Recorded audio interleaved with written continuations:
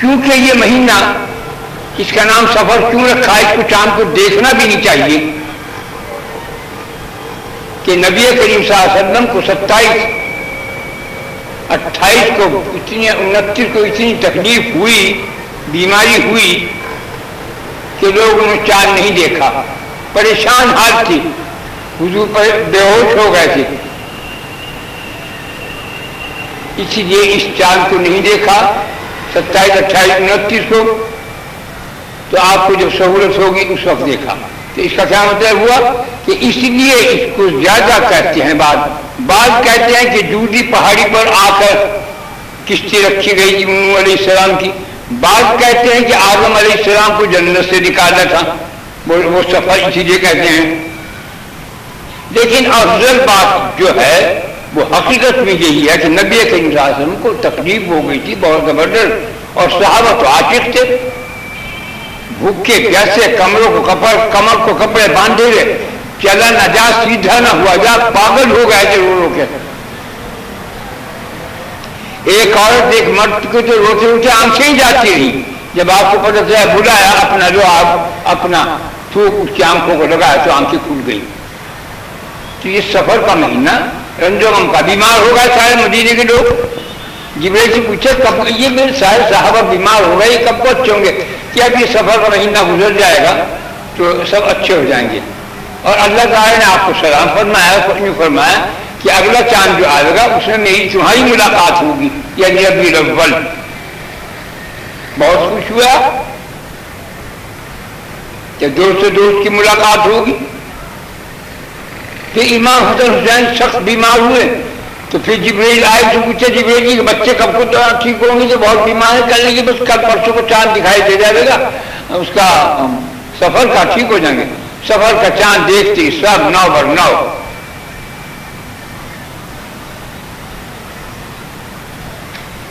اگر سفر کے مہینے میں محمد صلی اللہ علیہ وسلم کا انتقال وصال ہوتا تو سفر کے مہینے کو شاید لوگ غازیاں کیا کرتی، لیکن ایسا نہیں ہے۔ اب اللہ نے ربیع الاول کا مبارک مہینہ رکھا، اسی مہینے میں آپ پیدا ہوئے، 12 کو 12 وفات جسے کہتے ہیں، 12 تاریخ کو پیدا ہوئے اور 12 تاریخ کو پیر کے دن آپ کا وصال ہوا، اسی میں پیدا ہوا۔ آپ نے فرمایا تھا کہ میری موت بھی تمہارے لیے فائدہ مند ہے، میری زندگی بھی تمہارے لیے فائدہ مند ہے۔ جنہوں نے مجھے دیکھا ایمان لائے وہ تو ہیں ہی، لیکن جو بن دیکھے مجھے ایمان لائے گا وہ تم سے زیادہ افضل ہوگا۔ دیکھے تو ہر کوئی ایمان لاتا ہے، بن دیکھے خدا پر، اس کے رسول پر، اس کے قرآن حدیث کی بات تو بے سمجھے ایمان لائے بالکل اللہ ایک ہے، وحدہ لا شریک، اس کا کوئی شریک نہیں۔ یہ ایک بہت بڑی چیز ہے جس سے حضور نے فرمایا تھا آگے کا ایک زمانہ ایسا ہوں گے میرے بھائی بن دیکھے لائیں گے مجھ پر ایمان، میری دیدار کے لیے وہ زمین پر سونا دیں گے کہ ہمیں محمد صلی اللہ علیہ وسلم کا دیدار ہو جائے۔ وہ تمہارے 70 صحابہ کے درجے کے پہنچیں گے۔ صحابہ نے کہا یہ کیا یا رسول اللہ، ہم آپ کے بھائی نہیں کہ تم میرے اصحاب ہو۔ بھائی وہ ہیں جو میرے بعد آئیں گے اور میرے اوپر اپنا زمین بھر سونا دے کر میرا دیدار کرنا چاہیں گے۔ وہ ایسی محبت رکھنے والے ہوں گے، وہ اتنا اشتیاق رکھنے والے ہوں گے، وہ میرے بھائی ہیں۔ آج تم اپنے دل میں اپنے محمد صلی اللہ علیہ وسلم کی دیدار کا محبت کا تقاضا جگا دو، کل کو یہ کام آئے گا۔ جبکہ تمہاری ماں تمہارا باپ بھائی کوئی رشتے دار عزیز کا کوئی کام نہیں آنے کا مگر اللہ اور رسول اللہ اور رسول اللہ سے محبت، کیونکہ اللہ اور اس کے رسول سے جو محبت کرتا ہے وہ اسے دوزخ کی خبر نہیں ہوگی، اسے پرصراط کی خبر نہیں ہوگی۔ ایک میدان حشر میں کھڑے ہوں گے، اوپر کو عرش کے جیسے یہ عرش ہے اس کے اوپر کی ایک لائن جاتی بھی ہوگی، لوگوں کہا یہ کون نبی ہے، ولی ہے، شہید ہیں؟ ان کا کہ نہیں، یہ آپ کی امت کے وہ ہیں جو بن دیکھے خدا پر ایمان لائے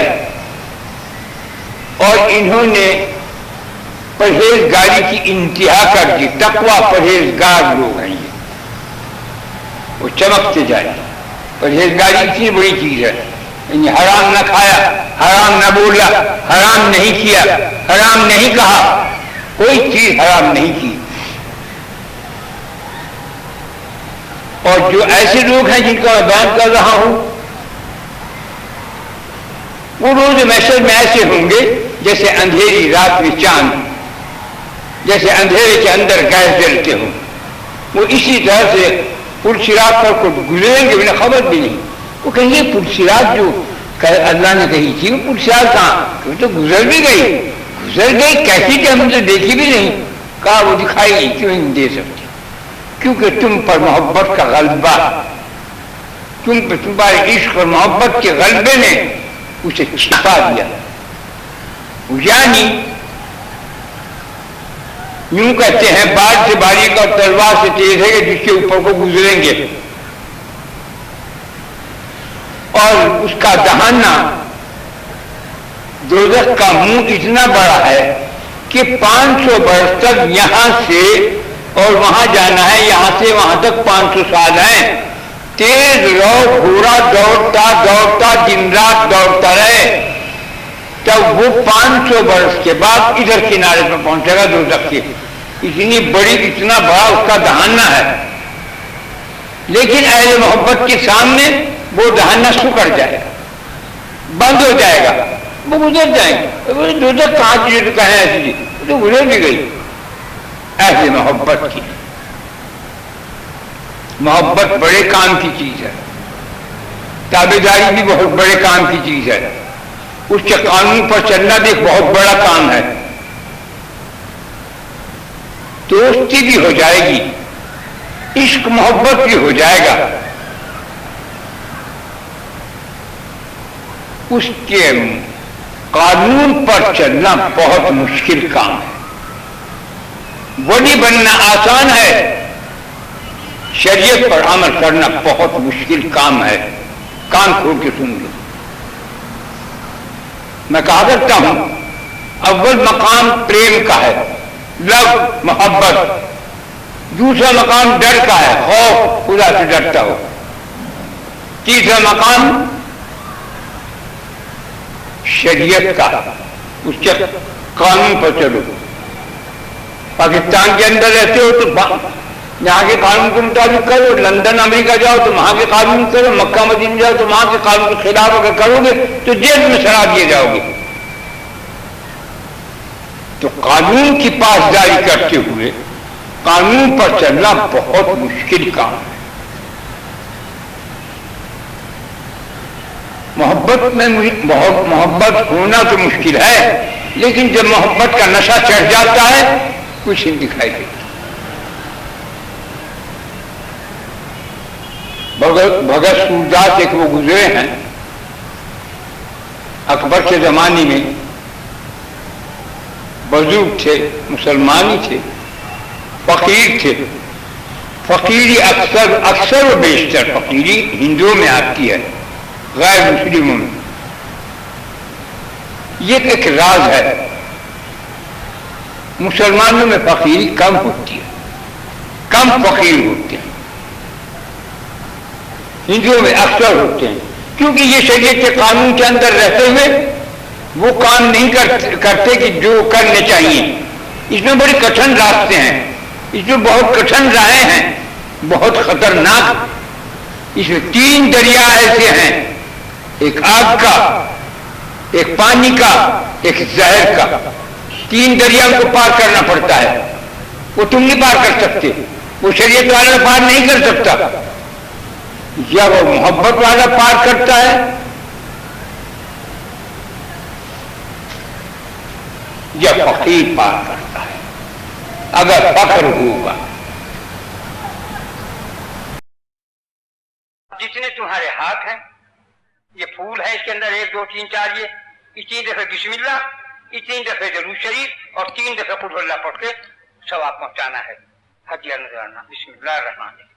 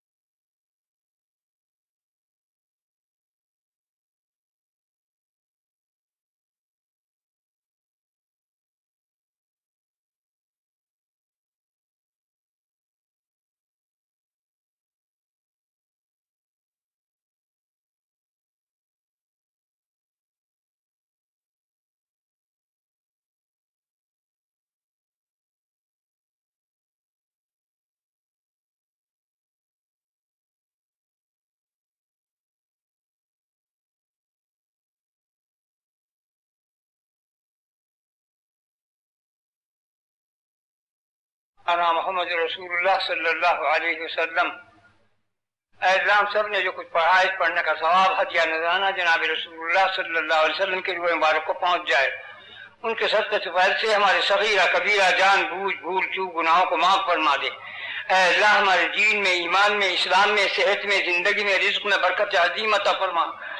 اے اللہ، اپنے محمد صلی اللہ علیہ وسلم کی پوری امت دنیا میں جو ہے اس کی حفاظت فرما۔ اے اللہ، ہمارے پاکستان کو دشمنوں کی نظروں سے محفوظ فرما دے۔ اے اللہ، ہمارا تیرے سوا کوئی وارث ہے نہ والی ہے، تیرے یار ہے، تو ہی مددگار ہے۔ تو اپنی امان اور اپنی حفاظت میں ہم سب مسلمانوں کو لے جہاں سے جہاں تک بھی ہیں۔ اے اللہ، پر اپنا کرم اور فضل فرما دے اپنے محمد صلی اللہ علیہ وسلم کے صدقہ طفیل میں۔